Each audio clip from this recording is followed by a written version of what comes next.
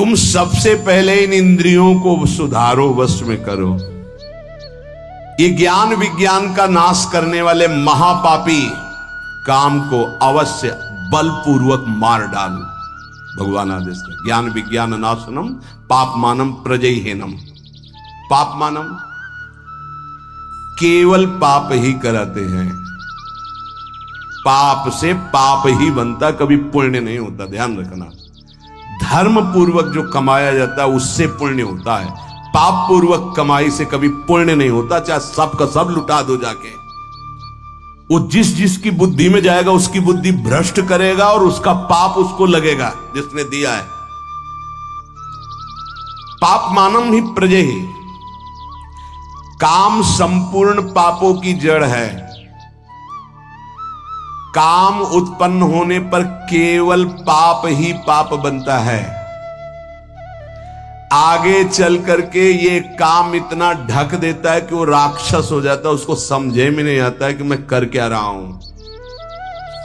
जो आजकल समाज में धीरे धीरे आसुरी प्रवृत्ति फैल रही है, विवेक को ढक करके अंधा बना देता है काम। पूज्य जनों में, पवित्र संबंधों में भी मनमानी आचरण होने लगते हैं। उसको एक ज्ञान ही नहीं रहता कि मैं पाप कर्म कर रहा हूं। महापतन पातकी स्वरूप उसका हो जाता है जिसको काम अपने अधीन कर लेता है। इसलिए भगवान कह रहे हैं इस महापापी को अवश्य मार डालो। अर्जुन, जैसे कुछ लोगों की सोच, सत्संग सुना तो लगा गृहस्थी मार्ग ठीक नहीं, चलो छोड़ देते हैं। दो मार्ग हैं भगवान के ही बनाए हुए, एक निवृत्ति मार्ग, एक प्रवृत्ति मार्ग। अगर आप प्रवृत्ति मार्ग में प्रवृत्ति से ठीक से चलेंगे तो गृहस्थी में रहते हुए भी आप निवृत्ति माने जाएंगे। कैसे? जैसे सबसे पहला आश्रम है ब्रह्मचर्य आश्रम, सबका, चाहे गृहस्थ हो चाहे विरक्त हो, पहला आश्रम ब्रह्मचर्य आश्रम है। कुछ ब्रह्मचर्य आश्रम से नैष्ठिक ब्रह्मचर्य को चले जाते हैं निवृत्ति मार्ग में, और कुछ ब्रह्मचर्य आश्रम से गृहस्थ आश्रम को चले जाते हैं। पर सबसे पहला आश्रम ब्रह्मचर्य है। पहली नींव बर्बाद। कहां ब्रह्मचर्य का पालन, हमारा जो धर्म कहता है उसके अनुसार कहां पालन हो रहा है? जब तक पाणिग्रहण संस्कार विवाह नहीं हुआ तब तक ब्रह्मचर्य का आदेश शास्त्र में वो असमर्थ हो गए। आज अगला गृहस्थ धर्म, जिससे पाणी ग्रहण किया आजीवन उसी के प्रति भाव रखना।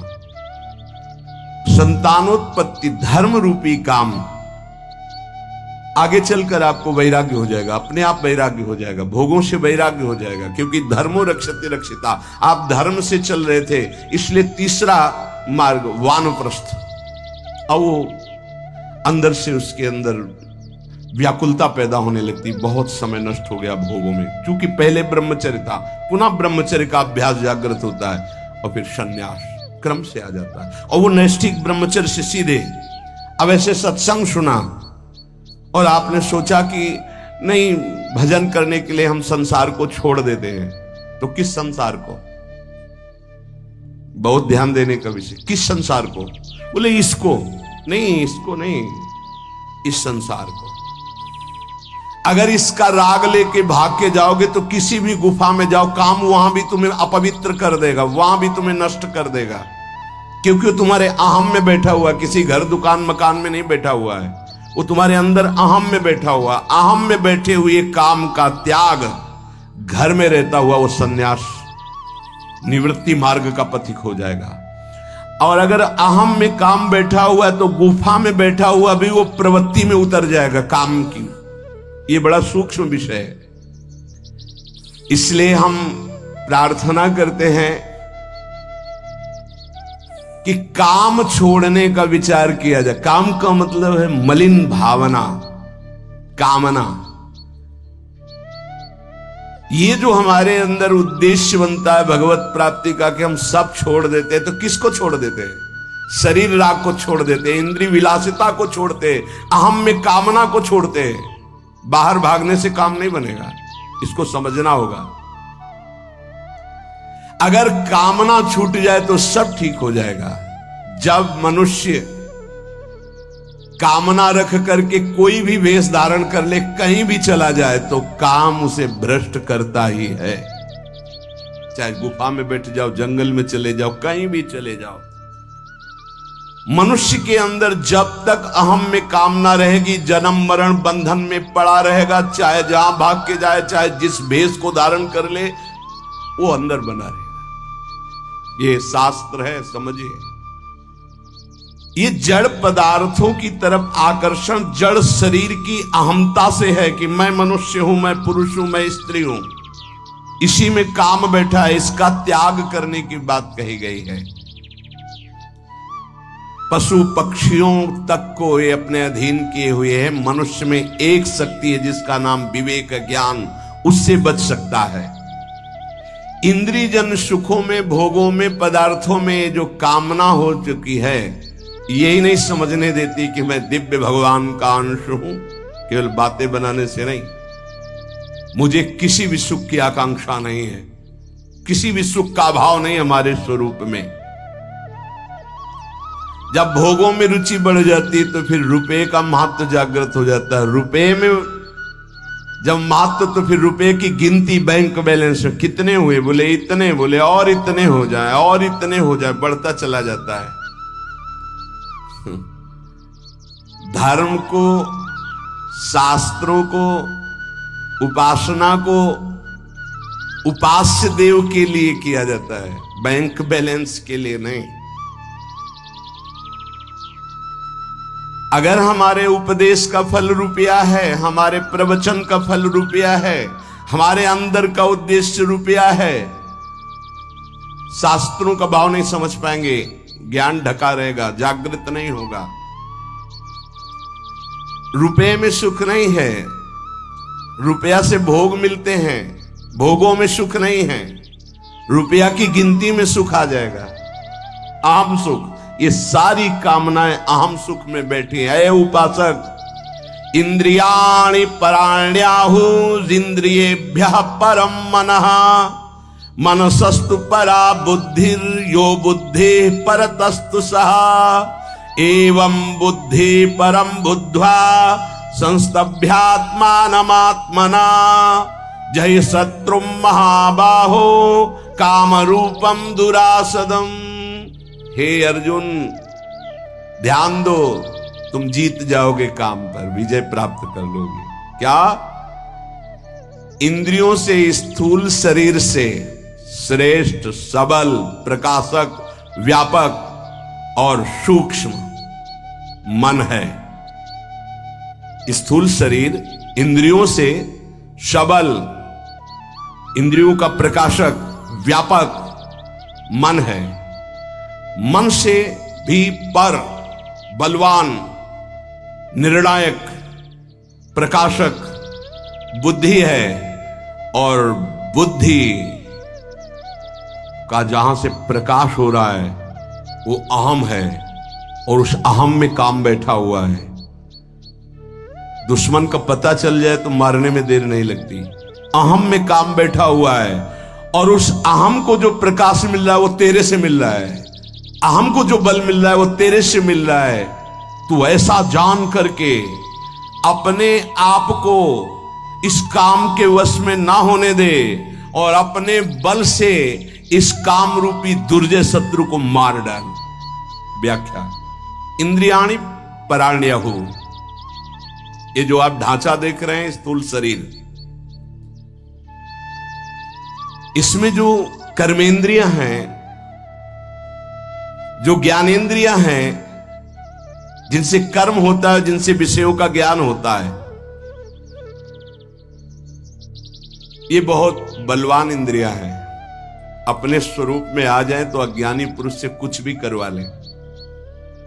ये बहुत बलवान है। ये प्रवचन से नहीं रुकती, ध्यान रखना। प्रवचन देने और सुनने से नहीं रुकती हैं, ये भजन से रुकती है। जितना भजन करोगे उतने आप इंद्रियों पर शासन कर पाओगे, नहीं तो बातचीत केवल रहेगी। मुख्य बात हमारी समझ लीजिए, अनुभव की बात कहता हूं, जीवन भर की बात कहता हूं, संतों की बात कहता हूं, शास्त्रों की बात। जब तक आपके पास नाम जप रूपी बल इकट्ठा नहीं हो जाएगा तो ये बातें सुनोगे, समझ में नहीं आएगी, समझ में आ जाएगी तो जीत नहीं पाओगे। जीतने और समझने की बात केवल भजन से होती है, भजन में रुचि बहुत कठिन है। इसलिए खूब प्रवचन हो रहे हैं पर प्रभाव उसका बहुत कम जनों के हृदय में पड़ रहा है। उन्हीं के हृदय में पड़ेगा जो नाम जपना शुरू कर दिए हैं। जिनका नाम जप जितना प्रबल है उतने प्रवचन का प्रभाव दूसरों पर पड़ेगा, अपने ऊपर पड़ेगा। भजन ये तो आप निश्चित समझ लीजिए, बारी मथे घृत होए बरु सिकताते बरु तेल, बिनु हरि भजन न भौतरी या सिद्धांत अपेल। बिना भजन के बातें ही बातें रहेंगी।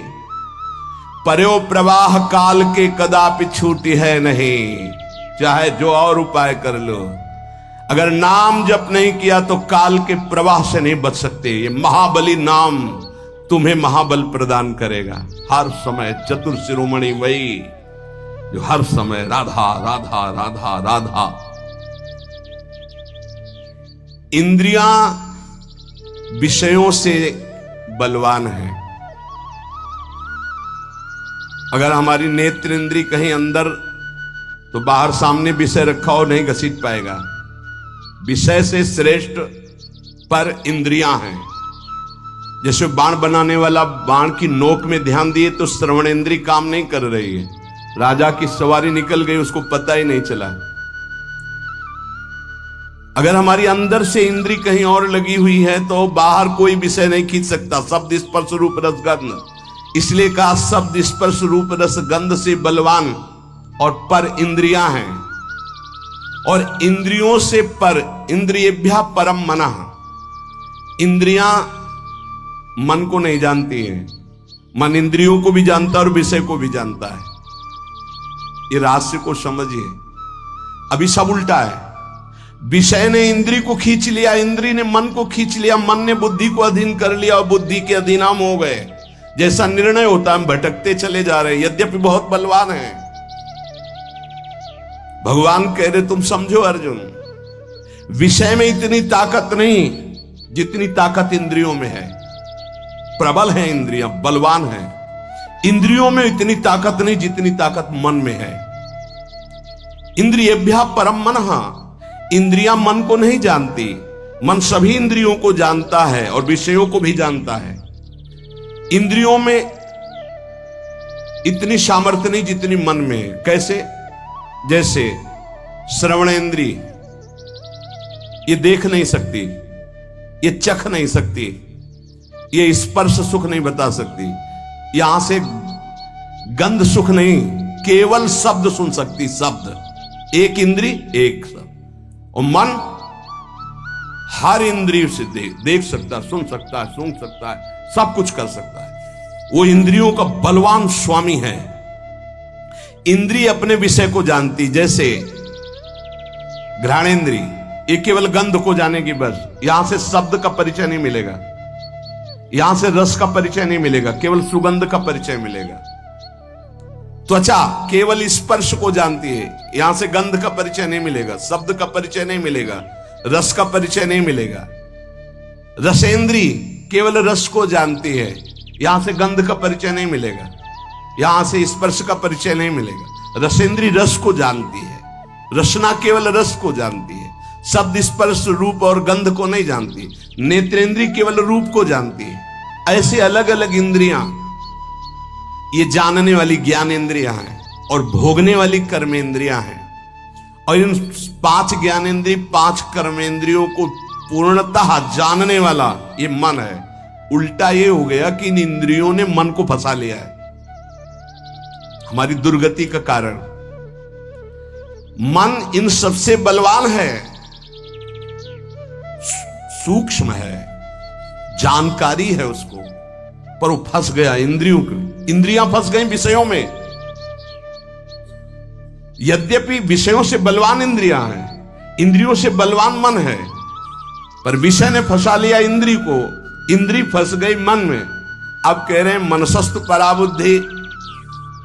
वैसे सच्चा इनका स्वरूप यही है कि विषयों से बलवान इंद्रियां हैं, इंद्रियों से बलवान मन है और मन से बलवान बुद्धि है। मनसस्तु परा बुद्धि। मन बुद्धि को नहीं जानता, लेकिन बुद्धि मन को जानती है, इंद्रियों को जानती है, विषय भोगों को जानती है। मन कैसा है? बोले इस समय शांत है। मन कैसा है? बोले लग नहीं रहा, शांत है। ये ज्ञान किसको? बुद्धि को। ठीक है या बेठीक है, इंद्रियां कहां भाग रही, मन कहां जा रहा, सारा निर्णय बुद्धि करती है।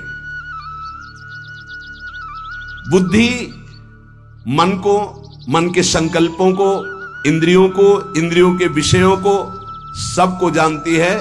ये सबसे श्रेष्ठ प्रकाशक, बलवान, व्यापक और सूक्ष्म है बुद्धि। या बुद्धि परतस्तु सा,